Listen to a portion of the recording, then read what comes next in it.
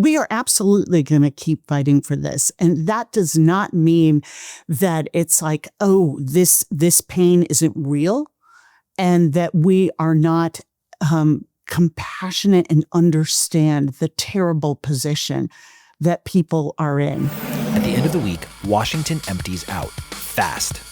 Lawmakers, staffers, they're all heading home. But not before they stop here.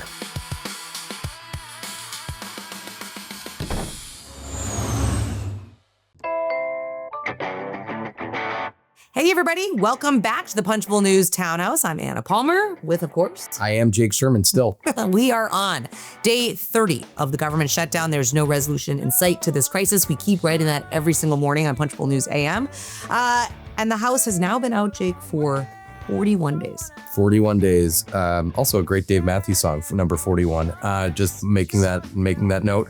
This will be the longest shutdown by the end of next week. And as Brez wrote this morning, I think he wrote because it sounded like him, barring some miracle, it's going to be the longest shutdown because maybe it does end before next week. I don't know. It doesn't seem like they can get their act together. They're leaving town today for the weekend. And it is a flyout day. So it is going to be interesting to see what happens next week. We're starting to see some cracks in the armor. We'll talk a little bit about that, but on the show.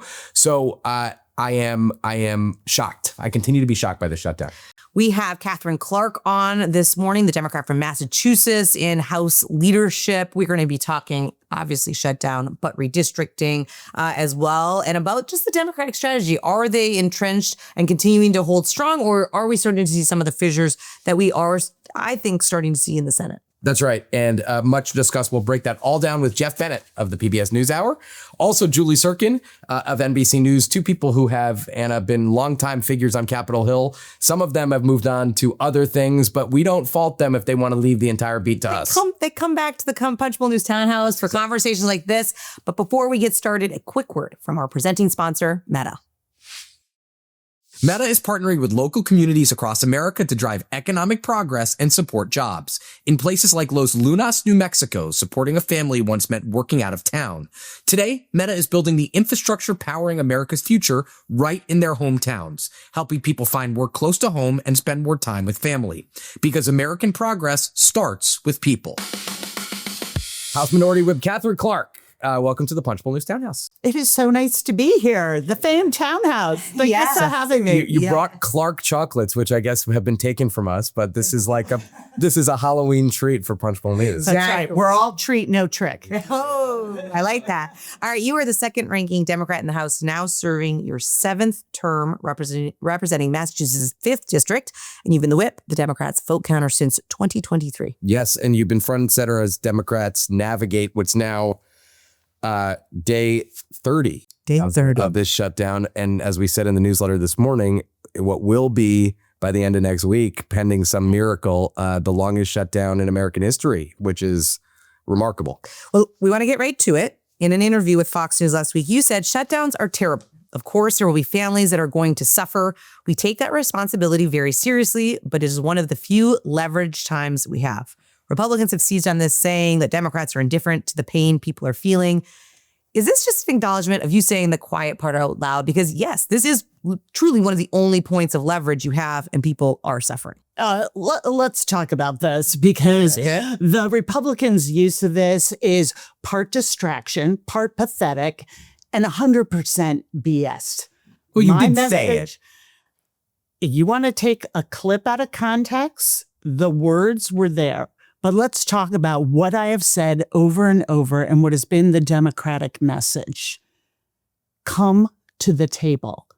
We have said that at every single turn, at every inflection point in this. We know we are in the minority, but we know that the people need a voice in Congress. And we say, come and compromise.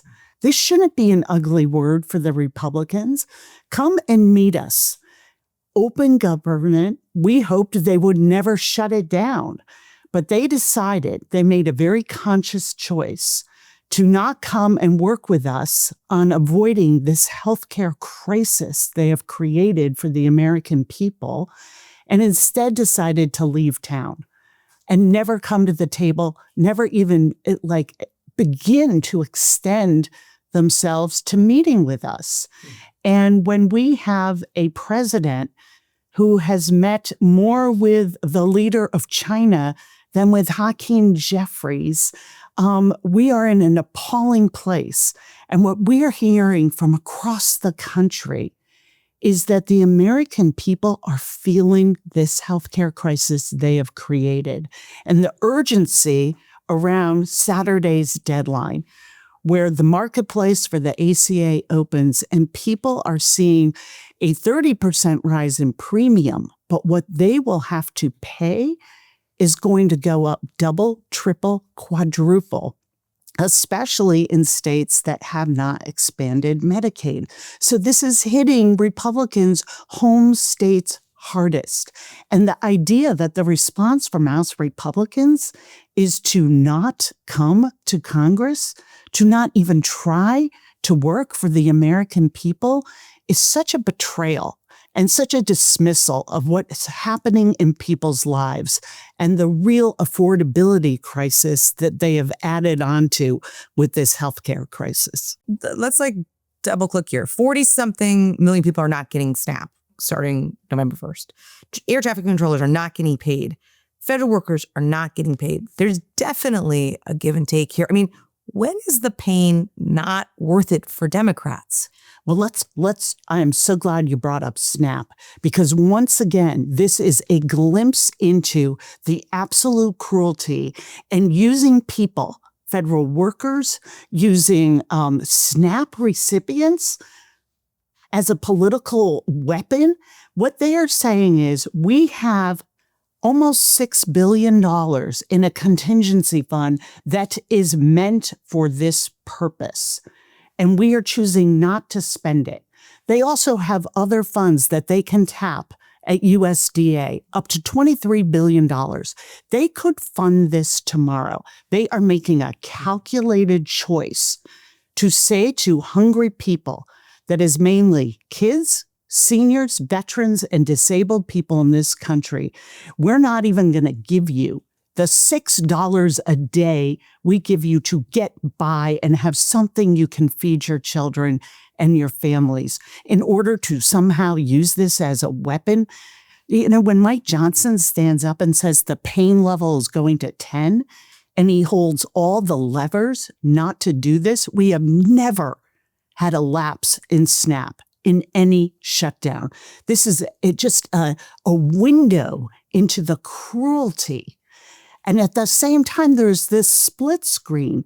If, $40 billion going to a bailout to Argentina, that would get you almost 18 months of extending the subsidies around the ACA and avoiding what is catastrophic. We're seeing over 40% of people saying, I just won't go without health insurance if it means it's going to double my out-of-pocket.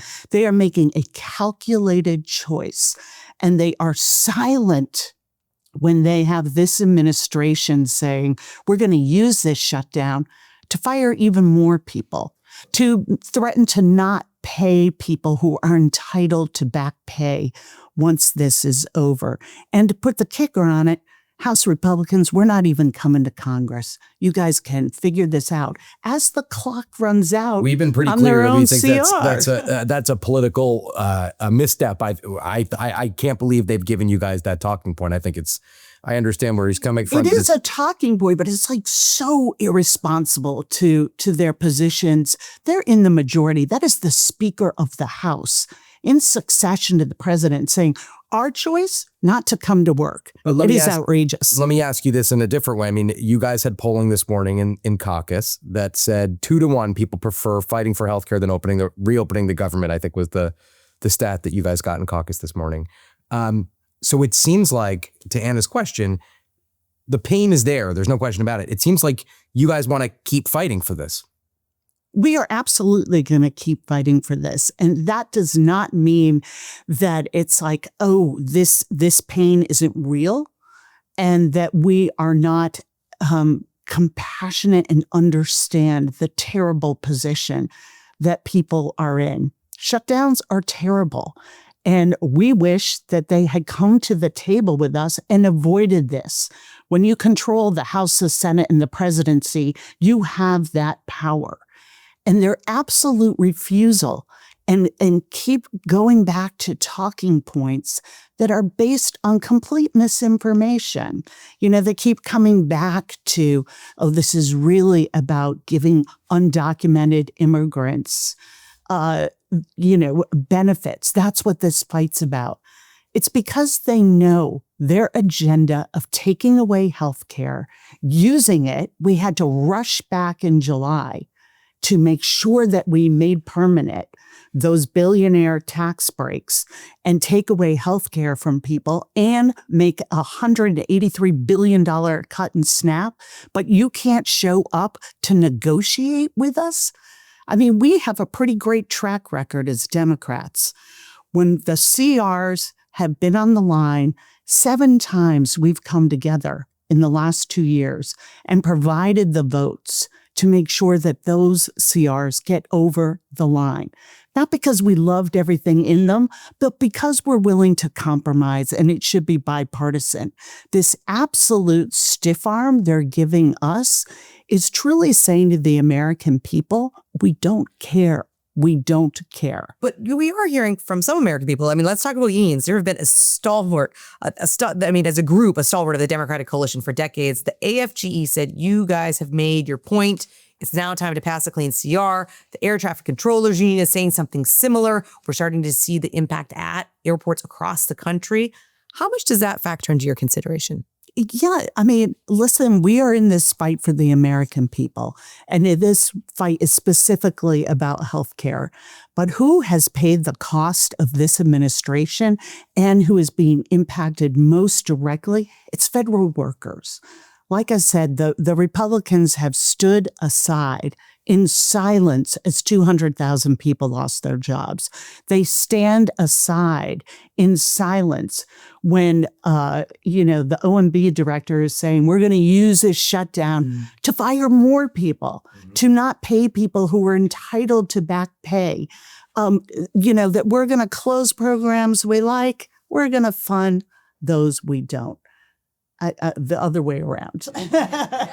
But so like, we totally understand how difficult this is. And that has been our point to them all along. Just come and talk to us, negotiate. Doesn't mean we get everything we want. We're in the minority. But make you just believe that reopening the government without a deal means you've lost, that they're not going to move forward in good faith. I mean, because that could happen, right? Senate Democrats, and this is our next question here.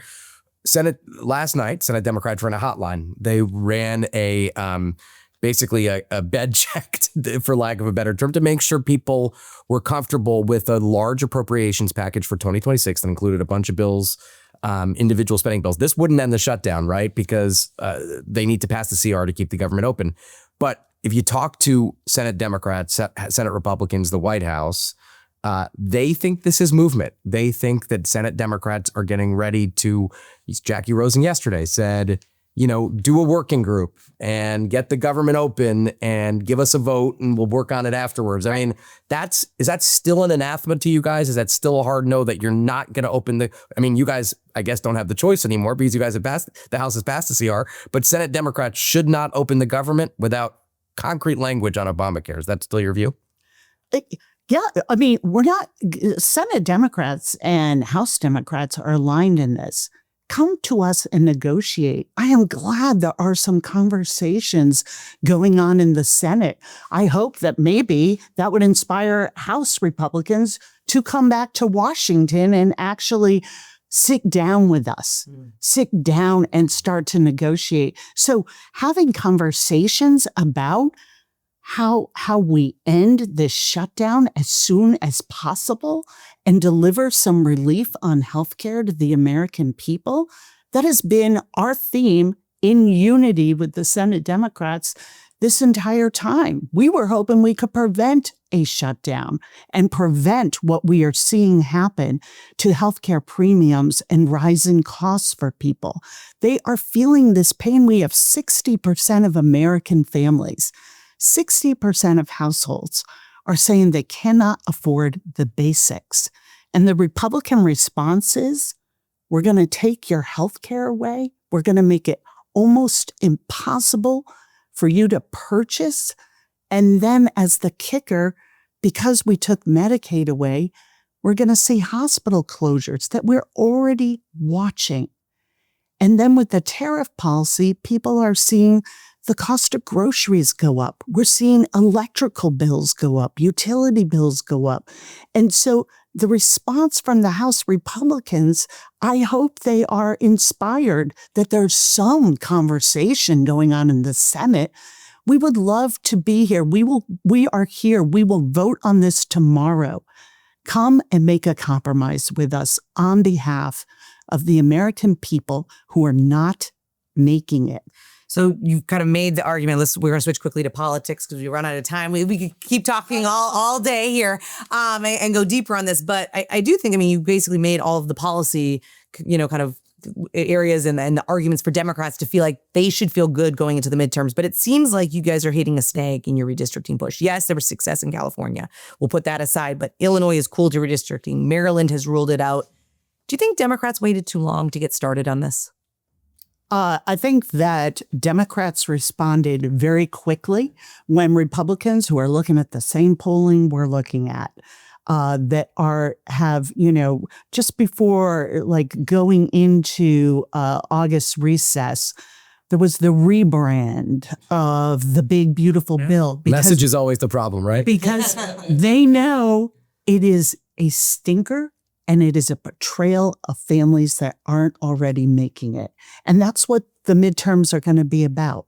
And we're saying to the American people, you deserve better. You deserve lower costs. You deserve health care that you can afford. And you deserve a government that works for you. And you still think you guys can win at the majority? 100%. They haven't rigged the map too much because if they get a seat and, they're going to get 2 seats in Ohio, it looks like at least they could. Indiana, possibly Missouri. They could go 3 in Florida, 3 to 5 in Florida. Who knows what they're going to do in Florida? That's a lot of seats. It's a big padding. It's a lot of seats, but I think that we have to stay with the American people, they're the main character in this story. And the politics and the redistricting is a demonstration of how desperate the Republicans are. They see that what they are offering the American people after promising them, we're going to lower costs on day one. They've done just the opposite and made everything harder and more expensive. So we're going to keep talking and fighting for people at home.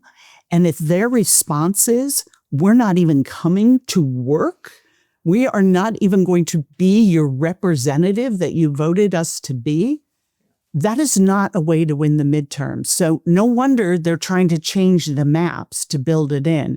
I'm not saying that's not going to be a challenge, but we are responding to that. And California, I think, is on the road to victory. It seems like with Proposition 50 on Tuesday. I think that we are going to continue to build on that. But redistricting is going to be, they are far more willing to choose their voters than have their voters choose them. And we are going to meet that with a strategy where the American people and what they're going through is at the center of everything we do.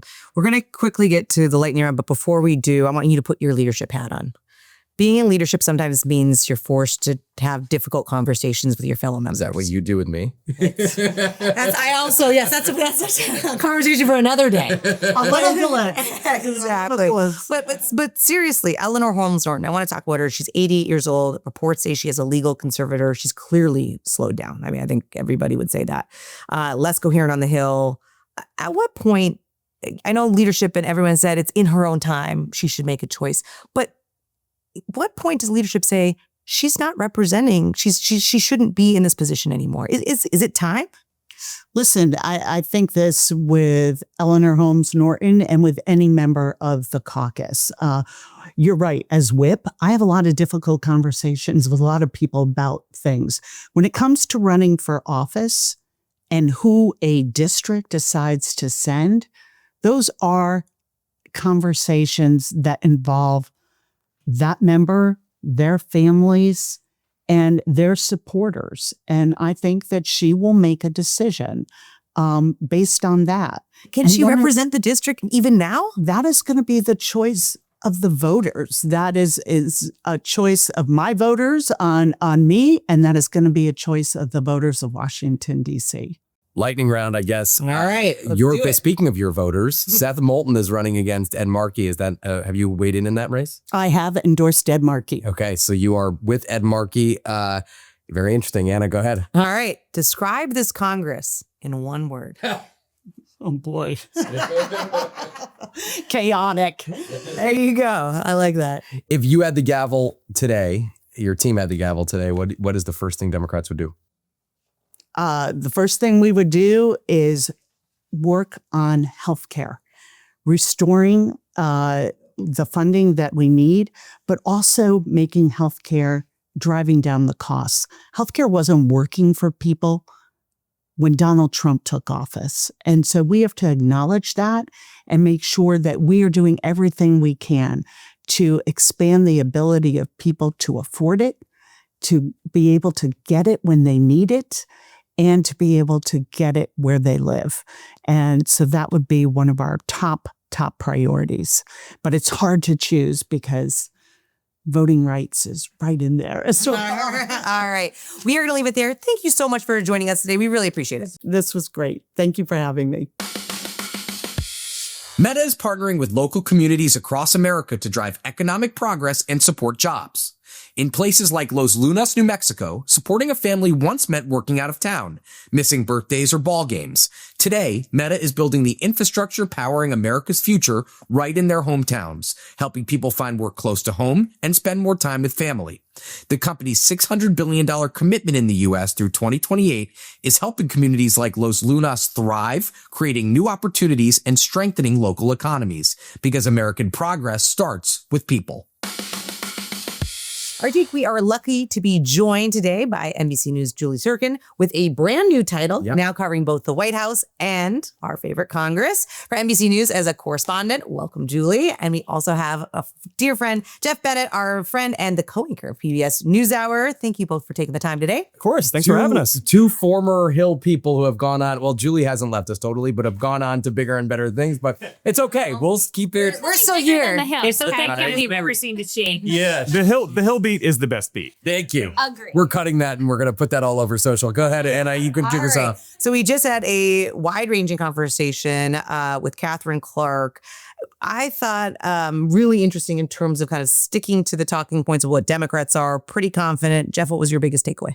My biggest takeaway was how she described Trump's role. And she said that Trump is spending more time meeting with the president of China than he is meeting with the respective parties here in D.C. And what struck me about that was that the last shutdown, the shutdown of 2018, 2019, the president was really involved in bringing that to an end, in large part because he owned it. So the onus, yeah, that's right. Yeah, and he folded, and the onus was on him to fix it. This time around, he's brokered the ceasefire deal in Gaza. He's doing this trade deal over in Asia. The incentive right now for the White House and for him is to really stay above the dysfunction in Congress. So he's really had a hands-off approach. We'll see if that changes when he comes back. And her other point about if the White House views the ACA spikes, the Obamacare spikes, as a political liability, and President Trump isn't as dug in on that issue and says, fine, let's do a deal, and Republicans follow his lead, I think that's how this gets resolved. I mean, I feel like Democrats have been pleading with Donald Trump to get involved, like any Hail Mary they can, right? Yeah, and to pick up where Geoff left off, I totally agree. It also is interesting because she is dug in. Like, I spent just a little bit more time on the Senate side, and they are starting to get kind of, I know, but they are starting to get nervous. I mean, especially the moderates, Nevada, Georgia. I mean, these states where people are for re-election, they have federal workers like in Virginia. On the House side, though, I mean, look, they don't really have another option. To your point, the House already passed that CR, although it is coming up. They're going to have to probably pass something else soon. Mike Johnson can't keep his members away forever. But she's dug in. I mean, there is no wavering that I heard in your conversation with her. So I completely agree. And this idea that the president has to be on the table to convince House Republicans is definitely true, as we've seen time and time again this year. Brez keeps saying that. Brez is like, whatever Trump does, the House Republicans are going to do. And I think that's right. He uses time and again. And he uses as the evidence, and he's right on this, not on much, but on this, a $5 trillion debt limit increase. House Republicans, I mean, they're a long way for dollar for dollar cuts in the debt limit. Let me just bring up something that I hope we're going to report by the time this is out. I assume we will have. In that caucus meeting this morning, we have a poll. The House Democrats have a poll that had Democrats winning by 12 points, that people would rather keep the government shut and hold out for changes to healthcare before agreeing to end the shutdown. 13-point margin. I mean, it says independents 46-27, Democrats 76-8, and overall 45-32. Even if you index this as a Democratic poll. I mean, I don't know. I mean, that just to me, putting out that poll today, October 30th, is digging them further into this position. That is saying we are going to keep this fight going.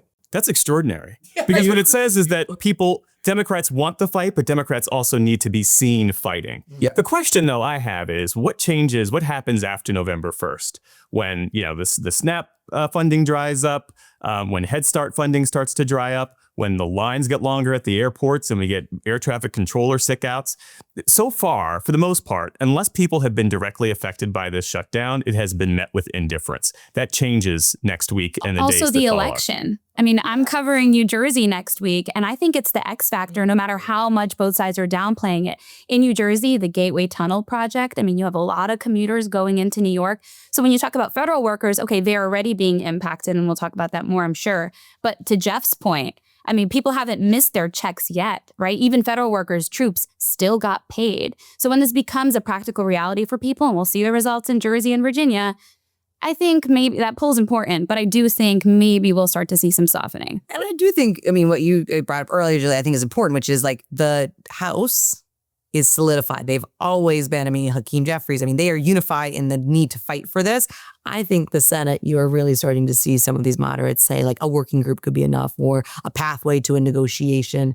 And like, do they start to see more cracks in their, yes. I mean, seriously, Jay. Yeah, I agree. I mean, listen, I think that will set off a new round of anger between the House and the Senate Democrats, which is inevitable. That's going to happen no matter what, unless Trump folds, which I don't see at this point. Could he fold? Yes, he is a very unpredictable dude. So like, let's leave it at that.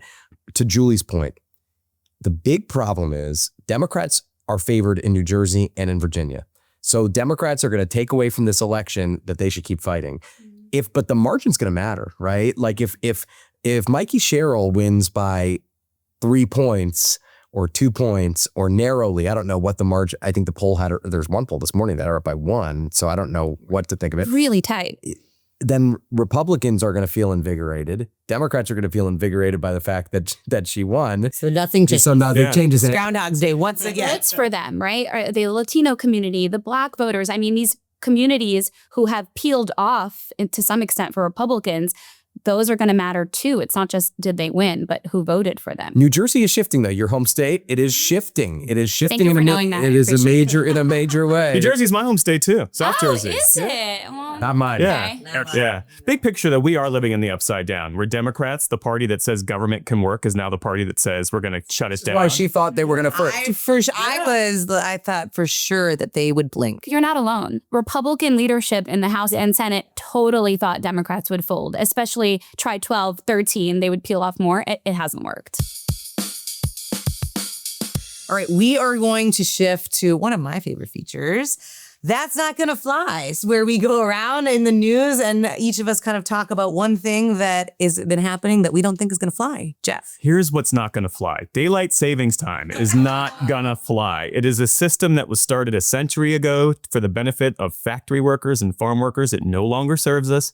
There was a bipartisan bill in the Senate. This has come up repeatedly in Congress. Where's Trump on this? Trump supports it. Trump supports it, and the American people support it. 62%, I might have that wrong, 60+% of the American people support ending daylight savings time. You can't get 60% of the American people to agree on what day it is, but they agree on this, and yet Tom Cotton went to the Senate floor, and killed this measure. So we will see. He made the point that it's unfair that children in Arkansas in the dead of winter will be going to school in the dark if you change the system. Well, kids are going to school in the dark in the current system. So if you really want to make America healthy again, you get rid of the system, switch to standard time, have the system of time be aligned with sunlight. It's better for everybody.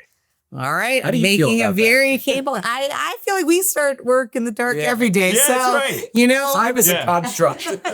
I remember, though, I promise I have my own, but I remember when Marco Rubio, then senator, tried to sneak it through. He was the last and then one it to do was it. Roger Wicker. I remember I was standing by the Bank of Six, and he came off and he's like, what did he do? I didn't know that he was doing that. And it was this whole moment. But anyway, what's not going to fly, and there's so much of it, but it's staffers on the Hill who aren't getting paid. Yep. Capitol police officers who normally keep their tempers and are even keeled, but are frustrated and are dishing and are telling us all kinds of things because they're over it. Speaking of daylight savings time, when they tried it again this week, I was talking to an officer who was on the floor watching that, and he's like, I'm about to be in the dark because I can't pay my electricity bills. Right. Like, what are they haggling over? I'm eating PB&J for every single meal. Staffers have lines to get loans at the credit union. Like, this is a problem. While it might seem like business as usual, members of Congress getting paid, going home for weekends, there are staffers who actually can't make ends meet, Who get paid once a month. who get paid in the House once a month and miss their paycheck. And so I don't think it's going to fly from a point. And let's also add to that, and I have my own too, but I'll add to that. Pay on Capitol Hill has been an issue that you and I have covered for a very long time. They finally allowed some staffers to make more than members, but this is not an environment, like most people work on the Hill could leave the Hill and get jobs where they make 2x, 3x what they make. and they're not losing their paycheck. And they're not losing their paycheck because of someone's mood. Again, going to bring this up again. Chuck Schumer yesterday said he and Zoran Mamdani are still talking about an endorsement.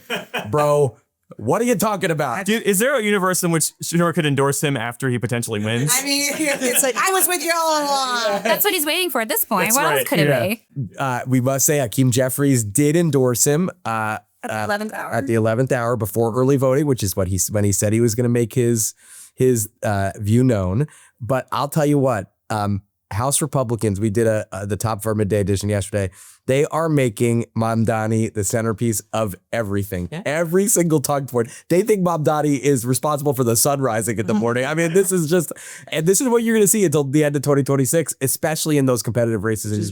Johnson this morning, drink every time he mentions Mamdani's name. I mean, you would be crawling out of the Capitol at this point. All right, I'm speaking of crawling out of the Capitol. Now I'm intrigued. That's not going to fly. I think the fact that leadership has not weighed in and tried to privately tell Eleanor Holmes Norton and her team that it is time for her to go. I think that it is stunning to me. I mean, there was a report that she was scammed out of $4,000 for I think it was a cleaning service or HVAC cleaning. This is not we're not guessing here. This is someone we see around the Capitol all the time who is 88 years old and is definitely lost a step or many steps from her. And listen, We've written a ton of stories about this. This is not unusual where members have aging issues, and this is a She's by far not the first. No, she's like the 1,000th. Yeah. But the district is this is the most tumultuous political environment for the District of Columbia in probably its history, right? In the last 30, 40 years. And the representative, the delegate from the District of Columbia is, not where she used to be. Let's put it that way. All right, we're going to leave it there. Julie, Geoff, thanks so much for joining us. We appreciate it. It's so fun.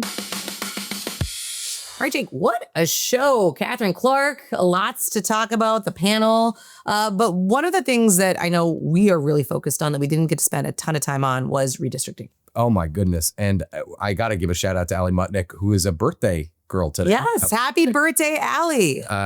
25 once again, as I say about everybody. The Democrats are struggling on redistricting. Illinois, it doesn't look like they're going to do redistricting in Illinois. Maryland, they've just ruled it out. They've said they could have drawn out Andy Harris, who represents the Eastern Shore of Maryland, a beautiful part of the state, and they are saying no. A little bit of a bright spot in Ohio, though. Yes. In Ohio, it's a weird situation because what happens in Ohio is you have a redistricting commission where if the Democrat votes for it, if Democrats on the commission vote for it, it is not able to be turned over by a ballot initiative effectively. And they're aiming at basically 3 Democrats, Amelia Sykes, Greg Landsman, and Marcy Kaptur. Amelia Sykes gets off okay. All 3 seats. All 3, I mean, in some ways, I mean, they're making them a little bit more red, but they're not doing what they could have done. Yeah, that's right. I mean, Kaptur's going to have a tough time, and Landswood will too. But Amelia Sykes, Anna, is the daughter of a former member of the legislature, A beloved member. Yeah, and who served from I think 1983 to 2022 or something like that. And I could have those wrong, but it's a very long time. And she was given a seat that is a marginal Trump district, I think Trump plus 2 or 3 or something like that, in the Akron area. A seat that in a good Democratic midterm, and we don't know what it's going to be, it's a long time away, she could win. So it's very interesting to see how this all shakes out, especially in a state like Ohio, where this has been prescribed and this is not a choice. They have to redistrict. Right. Going to be very interesting to watch all of that and more on Shutdown Politics. What a week. All right, everybody, come back next week. We'll have another edition of Flyout Day. We'll see if the government's open or not. I don't know. I can't predict that. For now, stay safe. Thanks for watching.